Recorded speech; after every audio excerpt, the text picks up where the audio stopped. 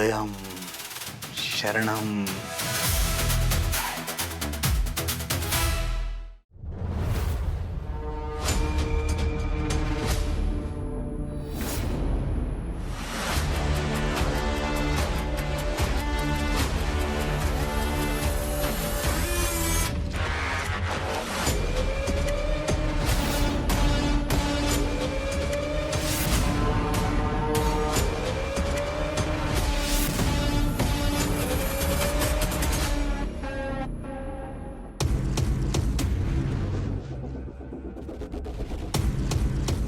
बाबा, माझी बायको कुठे?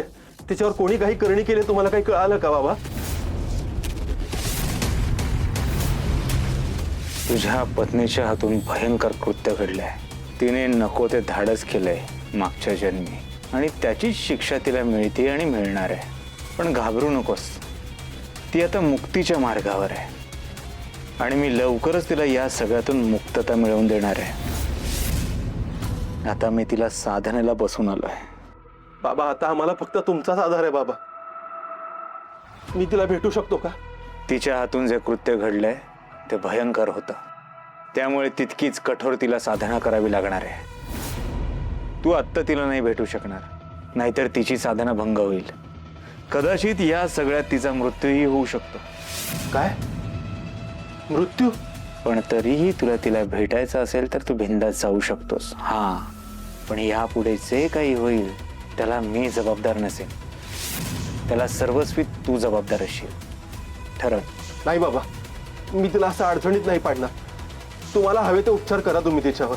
काळजी करू नकोस, तिची जबाबदारी तू माझ्यावर सोपवली आहे ना, ती जबाबदारी मी नीट पार पाडेन. तू आता इथून जा, तिला तिची साधना शांतपणे पार पाडू दे.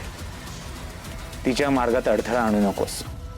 ये. हो बाबा, मी जातो.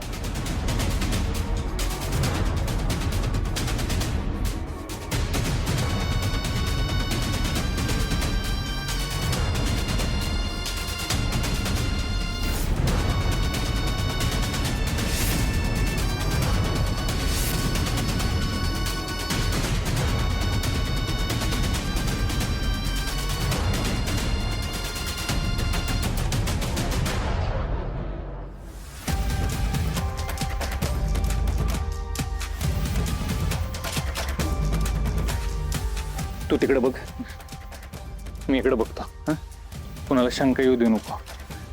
आणि जर काही प्रॉब्लेम वाटला तर तुला माहिती काय करायचं.